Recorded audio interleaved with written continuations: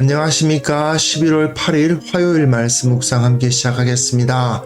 오늘도 말씀으로 하루를 시작하시는 귀한 성도님들의 가정과 생업 가운데 하나님의 임재하심, 하나님의 보호하심이 충만하게 임하시기를 간절히 기도합니다. 오늘 본문은 사사기 16장 1절에서부터 9절까지 말씀입니다. 삼손 이야기의 새로운 전개가 시작되는데요. 오늘 본문은 1절부터 3절까지의 독립된 이야기, 그 가사의 성문 옮기는 이야기와 그리고 4절 이후부터 삼손과 들릴라의 이야기가 시작되는데요. 이걸 통해서 하나님께서 우리에게 베풀어 주신 그 은혜를 확인할 수 있었으면 좋겠습니다. 그럼 먼저 말씀을 보시겠습니다. 삼손이 가사에 가서 거기서 한 기생을 보고 그에게로 들어갔더니 가사 사람들에게 삼손이 왔다고 알려지매 삼손이 왔다. 그들이 곧 그를 애워싸고 밤새도록 성문에 매복하고 밤새도록 조용히 하며 이르기를 새벽이 되거든 그를 죽이리라 하였더라. 삼손이 밤중까지 누워있다가 그 밤중에 일어나 성문짝들과 두 문설주와 문빗장을 떼어가지고 그것을 모두 어깨에 메고 헤브론 앞산 꼭대기로 가니라. 이후에 삼손이 소래 골짜기에 들릴라라 이름하는 여인을 사랑하매 블레셋 사람의 방백들이 그 여인에게로 올라가서 그에게 이르되 삼손을 꿰어서 무엇으로 말미암아 그 큰 힘이 생기는지 그리고 우리가 어떻게 하면 능히 그를 결박하여 굴복하게 할 수 있을는지 알아보라. 그리하면 우리가 각각 은 1,100개씩을 내게 주리라.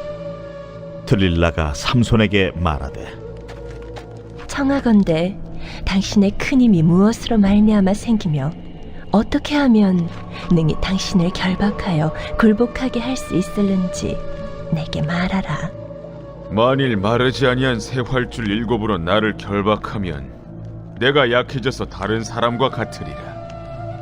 블레셋 사람의 방백들이 마르지 아니한 새 활줄 7을 여인에게로 가져오매 그가 그것으로 삼손을 결박하고 이미 사람을 방 안에 매복시켰으므로 삼손에게 말하되 삼손이여, 블레셋 사람들이 당신에게 들이닥쳤느니라. 삼손이 그 줄들을 끊기를 불탄 삼시를 끊음같이 하였고 그의 힘의 근원은 알아내지 못하니라. 네, 말씀 잘 보셨습니까? 이제 삼손의 마지막 부분을 우리가 읽어가게 될 것 같습니다. 가사에서 삼손이 어떻게 그 영광을 나타냈고 그리고 또 가사에서 추락하고 최후를 맞이하는 모습을 보게 될 텐데요.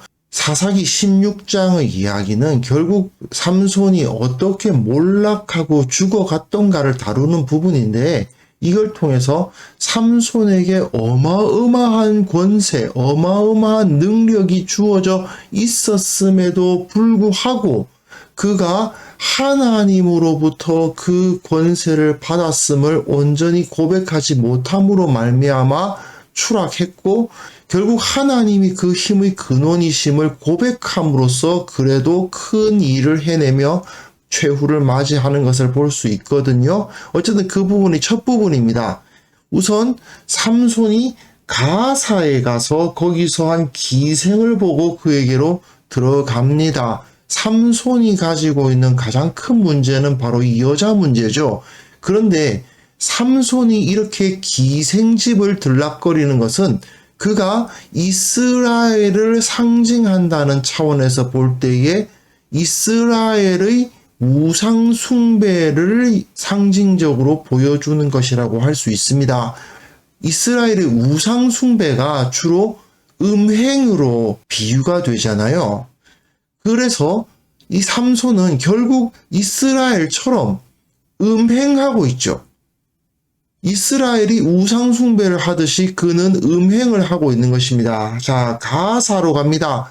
블레셋의 대표적인 도시 5개가 있는데 가사, 가드, 아스돗, 에글론, 아스글론 이 5개 중에서 하나입니다. 지금도 가자 지구라 그래죠. 팔레스타인 사람들이 사는 곳으로 서로 굉장히 큰 갈등을 겪고 있는 지역이기도 하죠. 원래 삼손이 살던 곳과는 굉장히 멀리 떨어져 있습니다. 지도를 한번 보시면요. 자, 삼손이 살던 곳은 소라와 에스타올 이 지역이고 딥나에서 서로 갈등을 많이 벌이고 그랬었죠. 거기서 갈등이 일어났다가 저기 아스클론까지 가서 사람들 30명 죽이고 옷 30개 가져오고 막 그러기도 했는데 어쨌든 삼손이 주로 활동하는 지역은 이 지역이었습니다. 그런데 가사는 이곳입니다. 상당히 멀리 떨어져 있죠. 그런데 삼손이 가사까지 갔다라는 것은 무엇을 의미할까요? 삼손이 이 블레셋의 영역을 마음대로 활보하고 다녔다 하는 것을 알 수 있게 하는 거죠. 그런데 블레셋 사람들이 삼손을 어떻게 할 수가 없어요. 즉 블레셋 사람들의 입장에서 봤을 때는 삼손은 그야말로 엄청난 골칫거리였구나 하는 것을 알 수 있게 됩니다. 딥나에서 레히에서 얼마나 큰 살육을 저질렀는지 블레셋 사람들은 아마 알 겁니다. 여기에서만 그랬을까요? 아마 삼손은 그야말로 온 동네 다니면서 다 뒤집고 다녔을 거예요. 그러니 삼손이 왔다 싶으니까 블레셋 사람들이 저 녀석을 잡아서 죽여야 된다. 이런 마음을 품었겠죠. 그런데 삼손은 주의를 매복하고 있다는 것을 알고 밤에 일어나요. 밤중에 사람들이 매복해 있다가 새벽에 일어나면 일어나서 그를 치려고 하고 있는데 그냥 밤에 일어나서 성의 문짝들과 두 문설주와 문빗장을 빼가지고 성의 문짝, 문설주, 문빗장 이거 엄청나게 큰 겁니다. 지금 현대로서는 크레인으로 옮겨야 될 만한 무지막지하게 무거운 것들이란 말이죠. 그런데 그걸 모두 어깨에 메고 헤브론 앞산 꼭대기로 가져가 버립니다. 그걸 뽑아다가 헤브론 앞산 꼭대기에다 버렸다 그 말인 셈인데 헤브론이 어디냐면 여기에요. 가사가 여기란 말입니다. 삼손이 주로 활동하는 곳은 여기였고요. 삼손이 여기 있다가 여기까지 와서 사람들이 자기를 매복해서 죽이려 한다는 것을 알고는 성문을 통째로 떼어가지고 이 거리를 거의 60km가 넘는다고 그러거든요. 이 거리를 걸어서 여기 위에다 갖다 놔버리는 겁니다. 이게 뭘 의미할까요? 한마디로 말해서 너희들이 나를 당할 수 있을 것 같으냐 이거죠. 삼손 혼자서 가사성을 함락시킬 수도 있어요. 사실 성의 문이라는 것은 그 성읍의 권위, 영광 같은 것을 상징적으로 보여줍니다. 뭐 지금도 마찬가지 아닙니까? 큰 기관이라든지 대학이라든지 뭐 요즘은 아파트 단지도 그러더라고요. 그 출입문을 좀 그럴듯하게 만들어 놓습니다. 그러면 이 지역이 뭔가 좀 값어치가 있는 지역처럼 보이잖아요. 이 당시에도 마찬가지인 게 이 성문이라는 것은 그 성을 지키는 것이며 그 성의 영광입니다. 그걸 쑥 뽑아가지고는 여기다 갖다 놔버리는 거죠. 여기 걸어가가지고. 이러니 도무지 이길 수가 없는 것입니다. 군대가 삼손을 이길 수가 없어요. 삼손 한 명이 바로 군대예요. 블레셋 사람들은 그 위세에 눌려가지고 삼손에게 달려들 엄두조차 내지 못했을 겁니다.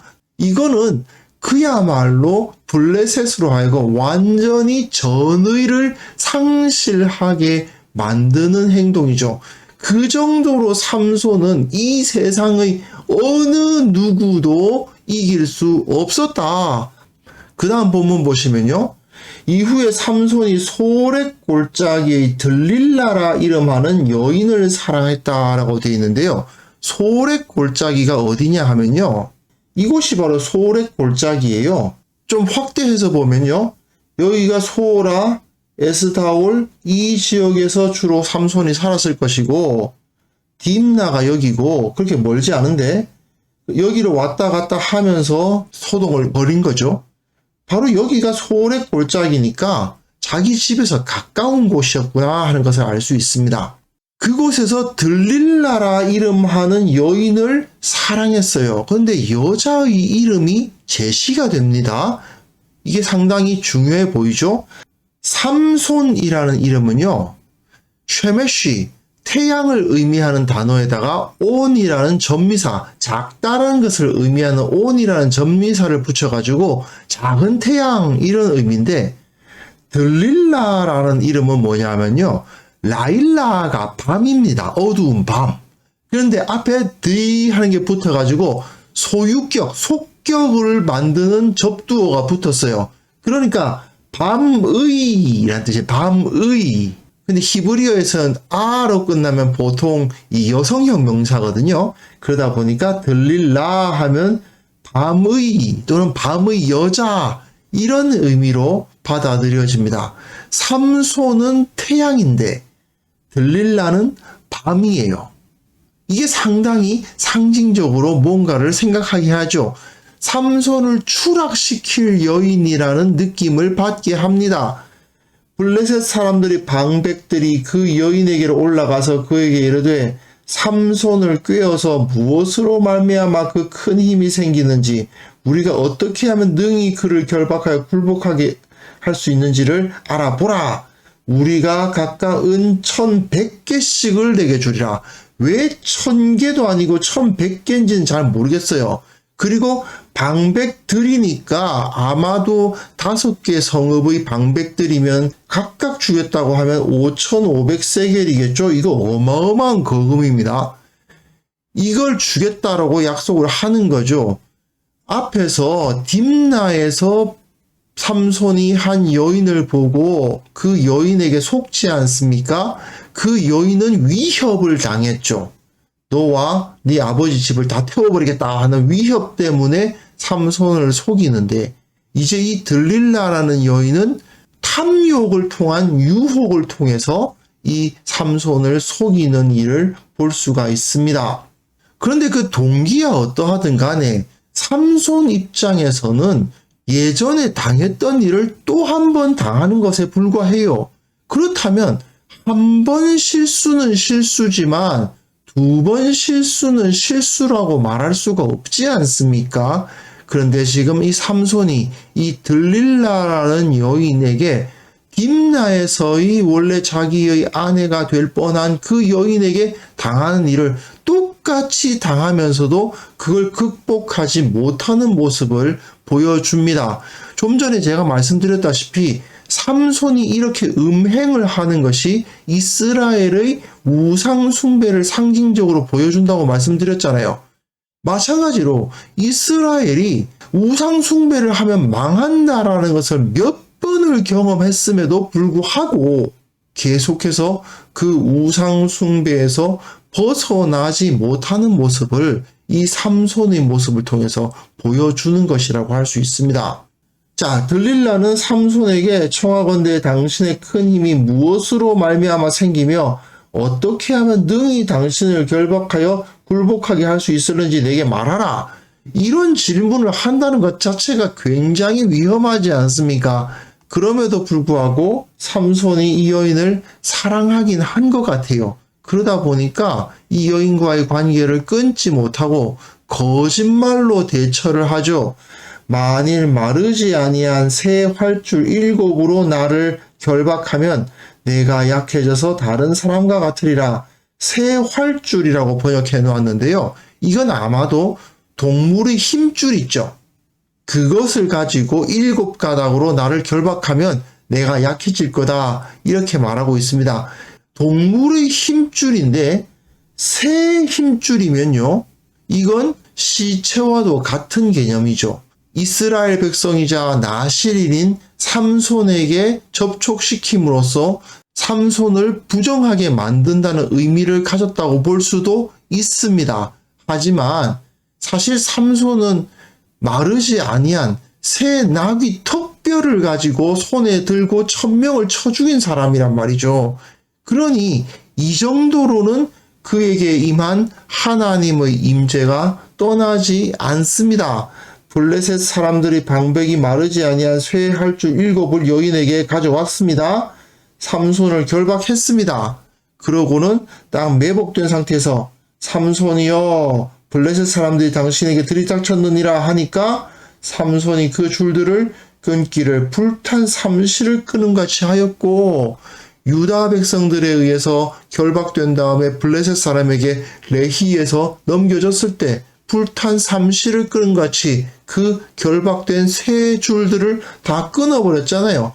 바로 똑같은 모습이 여기서 나타나는 거죠. 분명 나시린의 서원을 어기는 것이라고도 할 수 있지만 하나님의 권능은 삼손을 떠나지 않았습니다. 이거는요, 지금까지 사실상 삼손이 나시린의 서원을 제대로 지키지를 않았잖아요. 그럼에도 불구하고 하나님께서 그를 떠나지 않으셨던 것을 다시 한번 보여주는 것이라고 할 수 있죠.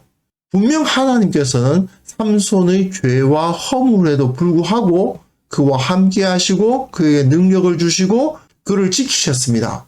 하지만 아무리 죄를 많이 짓고 아무리 많은 허물을 갖고 있더라도 하나님은 무조건 나와 함께 하실 것이다 라고 생각하면 안 되죠.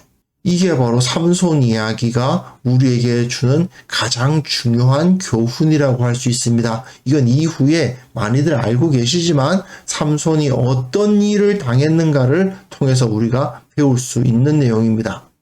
자, 사사기 기자는 계속해서 삼손이 얼마나 거대한 능력을 갖고 있었던가를 강조하면서 그리고 그 능력이 하나님으로부터 왔다는 것을 계속해서 보여주고 있었습니다.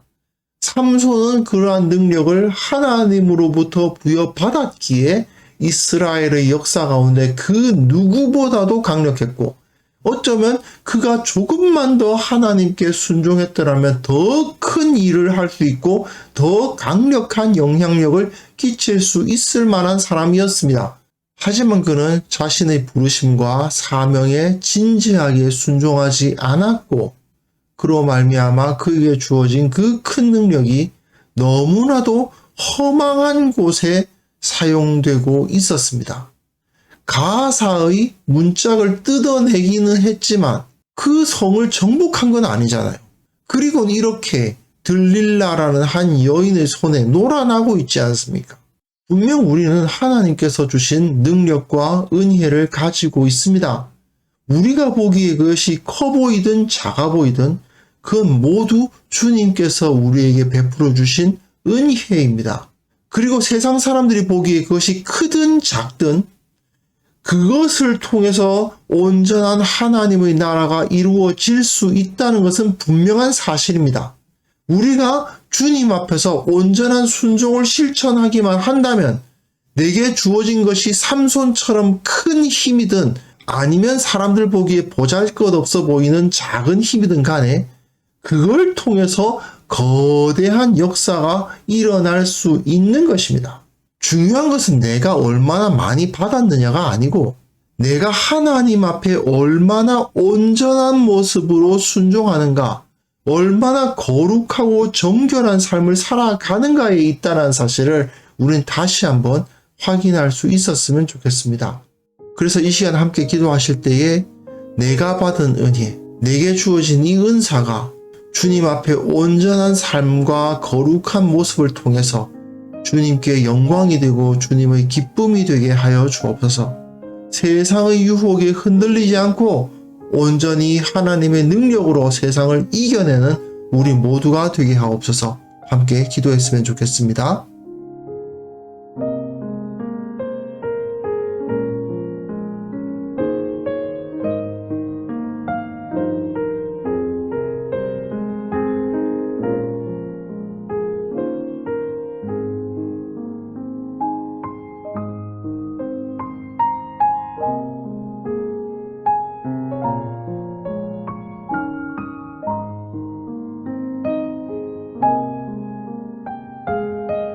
하나님 아버지, 우리에게 베풀어 주신 그 큰 은혜를 우리가 온전히 깨닫게 하시고 그 은혜와 은사에 합당하게 거룩하게 살아감을 통하여 주님의 기쁨이 되고 주님께 영광을 돌리고 세상을 변화시키는 그러한 삶을 살아갈 수 있게 하여 주옵소서. 이 세상의 유혹에서 흔들리지 않도록 도와주시고 오직 하나님께서 내게 주신 그 사명에 집중하는 우리 모두가 되게 하여 주옵소서.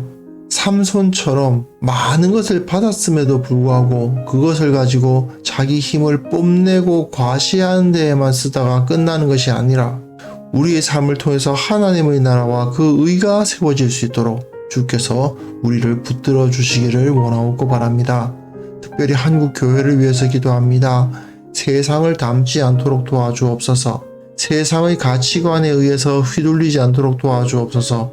오직 주님의 영광만을 드러내는 공동체가 될 수 있도록 도와주시고 참으로 무엇이 옳고 무엇이 그런지를 세상 가운데 드러내고 참으로 하나님께서 원하시는 것이 무엇인가를 드러내는 그러한 공동체가 될 수 있도록 주께서 붙들어 주시기를 원하고 바랍니다.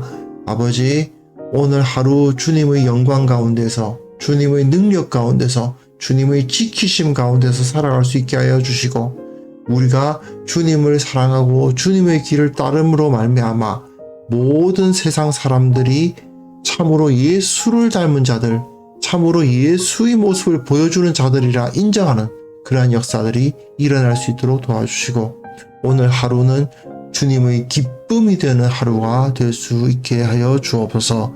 주님께 영광을 돌리오며 예수님의 이름으로 기도합니다. 아멘.